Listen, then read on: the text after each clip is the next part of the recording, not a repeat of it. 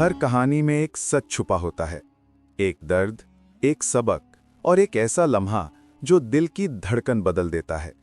और यही लम्हे आप तक पहुंचाता है फातिमा स्टोरी सेंटर, जहां कहानियां सिर्फ सुनाई नहीं जाती, महसूस की जाती हैं।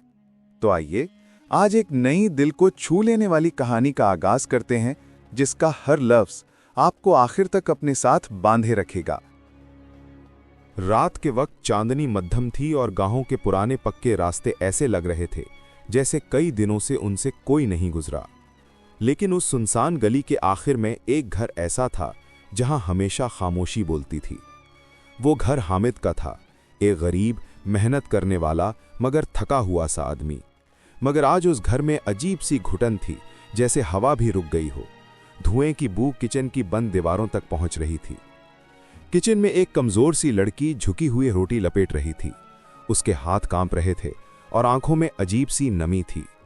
ये लड़की थी आलिया, हामिद की बहू। आलिया ने तंदूर के पास बैठकर आखिरी रोटी गोल की, लेकिन उसके चेहरे पर ऐसा दर्द था जो कोई नहीं देख सकता था। वो रोटी पकने से पहले ही उसके हाथों से छूट गई। आलिया ने थोड़े लरसते हुए हाथों से रोटी उठाई और बहुत हल्की आवाज में बोली, या अल्लाह, ये वाकई मेरी आखिरी रोटी तो नहीं? उसकी आवाज में खौफ, दर्द और एक अनजाना सा दुख था। बाहर कमरे में उसकी सास बैठी थी, ज़ैनब बेगम, सख्त मिजाज, कड़वी जबान और दिल में अजीब सा गुस्सा। वो बार बार खांस रही थीं, मगर आलिया जानती थी कि खांसी से ज्यादा उनके दिल में जहरीला गुस्सा है। आलिया की शादी को सिर्फ 2 साल हुए थे, मगर लगता था जैसे उसने 50 साल का दर्द उठा लिया हो। रोटी लेकर वो किचन से निकली तो बाहर अंधेरा और ज्यादा गहरा था। ज़ैनब बेगम ने उसे देखते ही तेज आवाज में कहा, बस 3 रोटियां, एक पूरी रात में? आलिया ने धीरे से कहा, अम्मी जी, आटा ही बस इतना था।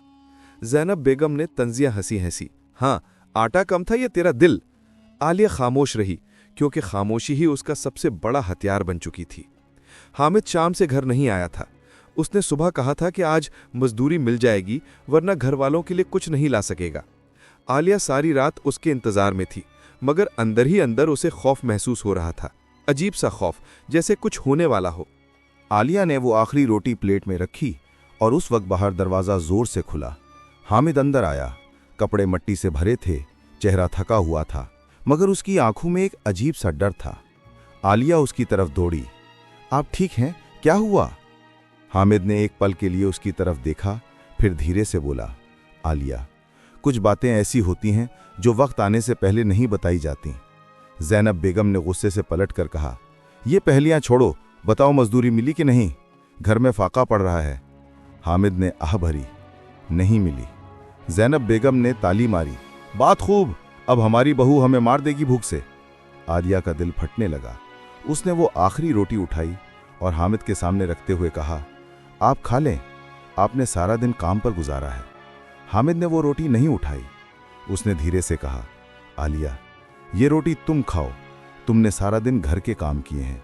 ज़ैनब बेगम चिल्लाई, मैं खाऊंगी, मैं इस घर की बड़ी हूं। और उन्होंने प्लेट उचक कर रोटी खाना शुरू कर दी। आलिया और हामिद एक दूसरे को देखते रह गए। ये रोटी उनके घर की आखिरी रोटी थी, लेकिन उस रात कुछ ऐसा हुआ जिसने इस घर की तकदीर बदल दी। वो लम्हा, वो आवाज, वो सच, सब कुछ बदलने वाला था। रात के आखिरी पहर, जब सब सो रहे थे, आलिया किचन में बैठकर चूल्हे की आग के पास बैठी थी। उसे महसूस हुआ जैसे बाहर कोई खड़ा है। दरवाजे के नीचे से किसी के कदमों की परछाई दिखाई दी। आलिया का दिल धड़का।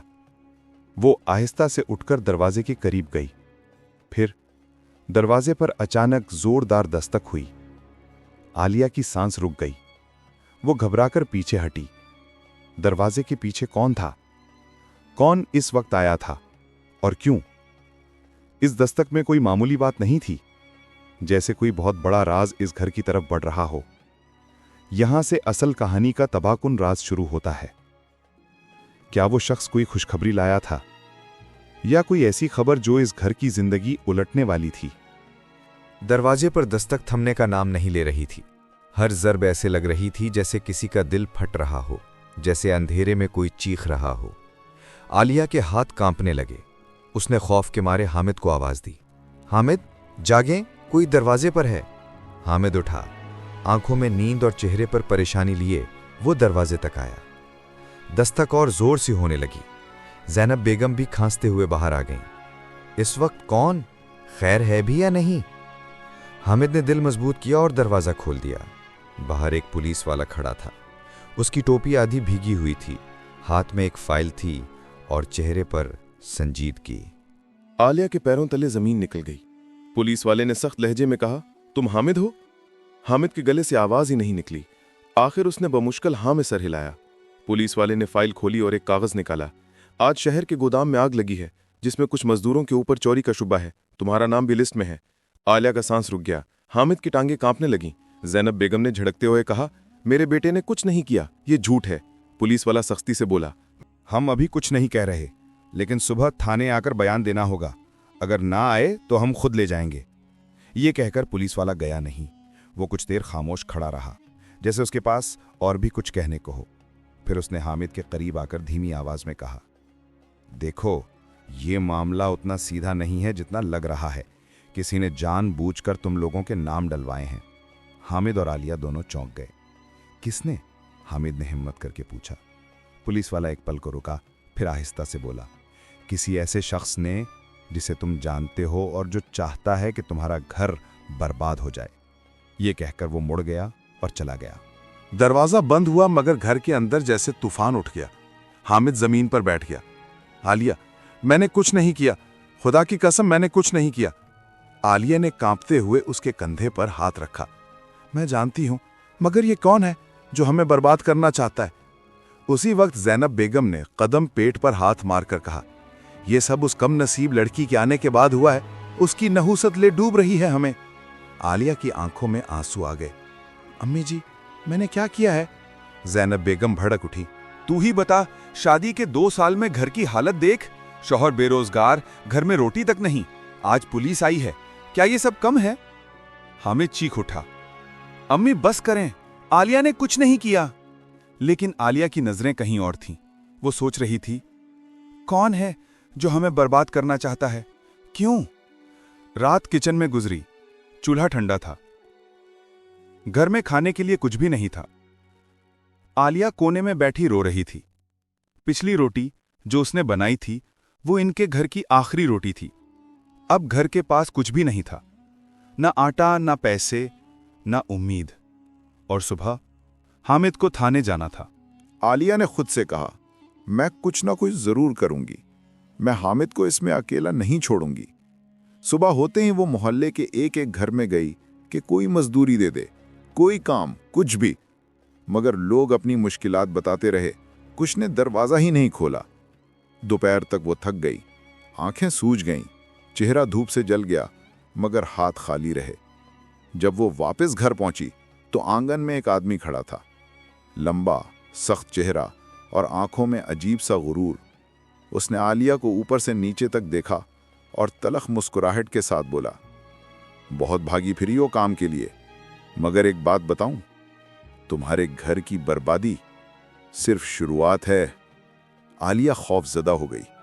आप कौन? वो मजीद करीब आया और उसकी आवाज फिसलती हुई जहर जैसी हो गई। मैं वो शख्स हूं जिसने हामिद का नाम चोरी में डलवाया, और तुम्हें अंदाजा भी नहीं कि मैं ये क्यों कर रहा हूं। आलिया की सांसें रुक गईं, कानों में सीटी सी बजने लगी। आपने ऐसा क्यों किया? हामिद ने आपको क्या बिगाड़ा है? उस शख्स ने मुस्कुराते हुए कहा, हामिद ने कुछ नहीं किया, गलती तो उसने की थी जब उसने तुमसे शादी की। आलिया पीछे हटी। उसके दिल में खौफ की लहर दौड़ गई। मेरा नाम उजैर है, तुम्हारा पुराना रिश्तेदार। मुझे हमेशा तुम तक पहुंचना था, मगर तुमने इनकार कर दिया था।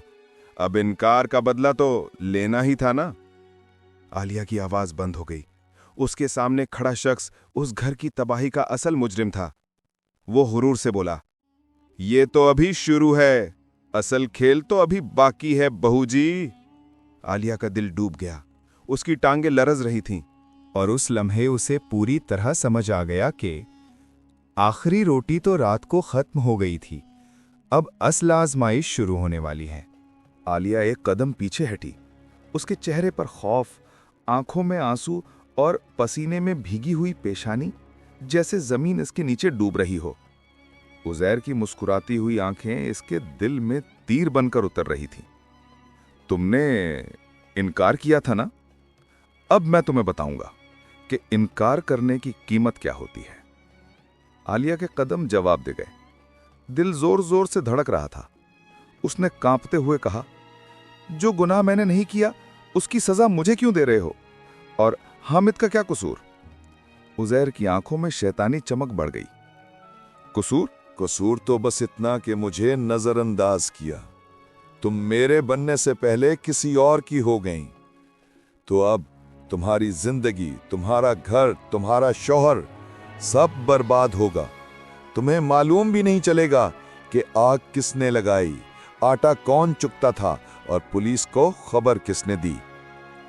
आलिया के दिल में उठी चीख उसके होंठों से बाहर ना निकली। वो सिर्फ एक कदम पीछे हटी और अगले ही लम्हे घर का दरवाजा जोर से खुला। हामिद अंदर दाखिल हुआ। उसके कपड़े फिर गिर्द से भरे हुए थे। उसका चेहरा थका हुआ मगर गुस्से से भरा। ये यहां क्या कर रहा है? आलिया के लिए जबान खोलना भी मुश्किल था। हामिद ने आगे बढ़कर उजैर के गिरेबान से पकड़ लिया। तुमने मेरे सर पर चोरी का इल्जाम क्यों लगवाया? किसकी हिम्मत थी जिसने मेरे घर में कदम रखा? उजैर ने सफ़ाकी से हंसते हुए कहा, कैसे कैसे सवाल करता है एक फकीर। मैंने हर इल्जाम लगवाया क्योंकि ये सब इसकी वजह से हुआ। उसने उंगली सीधी आलिया की तरफ उठाई। ये तुम्हारी बीवी, ये जिसे तुम फरिश्ता समझते हो, ये मेरे इनकार की सजा है। हामिद का दिल जैसे किसी ने मुट्ठी में दबा लिया हो। गुस्सा, दर्द, हैरत सब आंखों में आग बन गए। ये मेरी बीवी है, इसके लिए कोई हाथ भी उठाएगा तो मैं इसके सामने मिट्टी बना दूंगा। उजैर ने तंजिया हंसी हंसी। ओह मोहब्बत, कितनी देर चलेगी? जब पुलिस आएगी, जब तुम्हें जेल ले जाएगी, तब देखूंगा कौन साथ खड़ा होता है। आलिया ने आंखों में आंसू लिए हामिद का हाथ पकड़ा। हामिद, इसे जाने दो, लड़ाई से कुछ नहीं होगा। उजैर ने जाते जाते आखिरी जहरीला जुमला छोड़ा। यह कहानी अभी खत्म नहीं हुई। अगर कामयाबी चाहती हो तो एक रात, बस एक रात, मेरी शर्त मान लो। आलिया को लगा जैसे दुनिया रुक गई हो। उसके दिल पर आसमान टूट पड़ा। हामिद ने उजैर को धक्का देकर बाहर किया। निकल जा, वरना तुझे जिंदा नहीं छोड़ूंगा।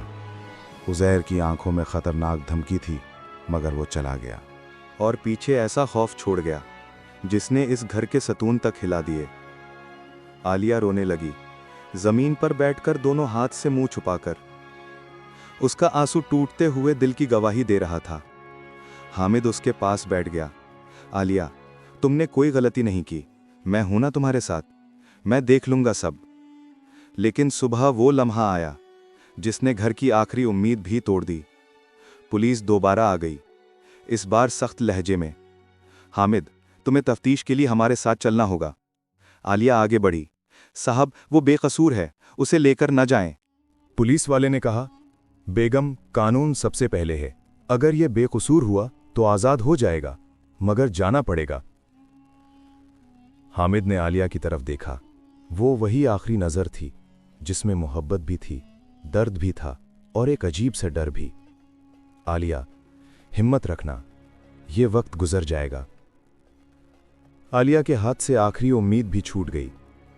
पुलिस हामिद को ले गई। आलिया दरवाजे पर खड़ी रह गई।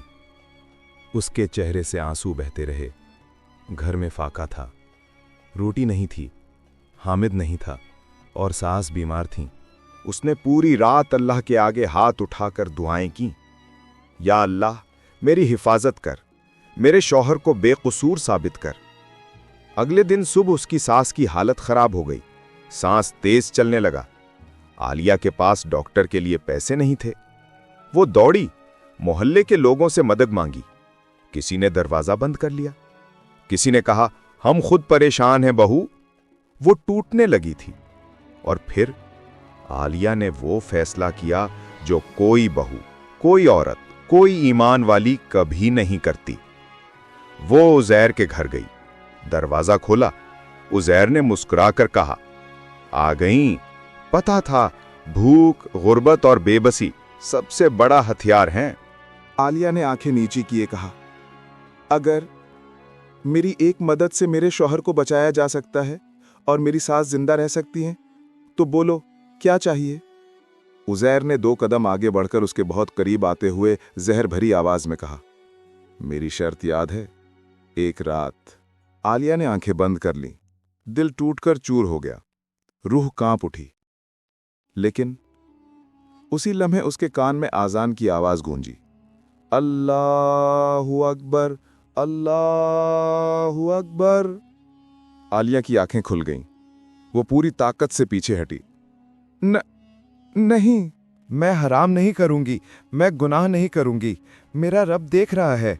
मेरी इज्जत मेरी आखिरी सांस है, रोटी नहीं। उजैर गुस्से से पागल हो गया। तू खुद को समझती क्या है? मैं बर्बाद कर दूंगा तुझे, तेरे शौहर को जेल में सड़ने दूंगा। आलिया चीख कर बोली, मेरा रब मुझे तन्हा नहीं छोड़ेगा। तेरे पास दौलत है, मेरे पास अल्लाह है। वो भागती हुई घर पहुंची और पहली बार उसने दिल से सजदा किया, या अल्लाह, बस तू ही मेरा सहारा है। रात गुजरी, सुबह हुई और ऐसा हो गया जिसने पूरे गांव को हिला दिया। असल चोर पकड़ा गया। वो उजैर का अपना आदमी था, जिससे उसने गोदाम में आग लगवाई थी ताकि इल्जाम हामिद पर लगे। पुलिस ने हामिद को फौरी रिहा किया और उजैर को गिरफ्तार कर लिया गया। जब हामिद घर लौटा, आलिया उसी वक्त दरवाजे पर खड़ी थी। चेहरा थका हुआ, आंखें सूजी हुई, मगर ईमान की रोशनी पहले से ज्यादा। हामिद ने उसे देखते ही उसे दोनों हाथों से थाम लिया। आलिया, तुमने मेरा साथ नहीं छोड़ा ना? आलिया की आंखों से आंसू बहने लगे। मैंने अल्लाह को नहीं छोड़ा, वो मुझे कैसे छोड़ देता? वो दोनों एक दूसरे से लिपट कर रोने लगे। और वो घर जहां आखिरी रोटी भी खत्म हो चुकी थी, अल्लाह ने वहां खैर का दरवाज़ा खोल दिया। गांव के चौधरी ने हामिद को गोदाम के नए इंचार्ज की नौकरी दी। तनख्वाह अच्छी थी, घर में आटा, राशन, सुकून सब कुछ आने लगा। और जब आलिया ने नई गूंधी हुई आटे से पहली रोटी बनाई, उसने आंखें भरकर सिर्फ इतना कहा, या अल्लाह, शुक्र है कि आज की रोटी मेरी आखिरी नहीं, मेरे ईमान की पहली जीत है। कहानी यहां खत्म नहीं होती। यहां से आलिया और हामिद की नई जिंदगी शुरू होती है, ईमान, सब्र और रब के वादों पर यकीन के साथ।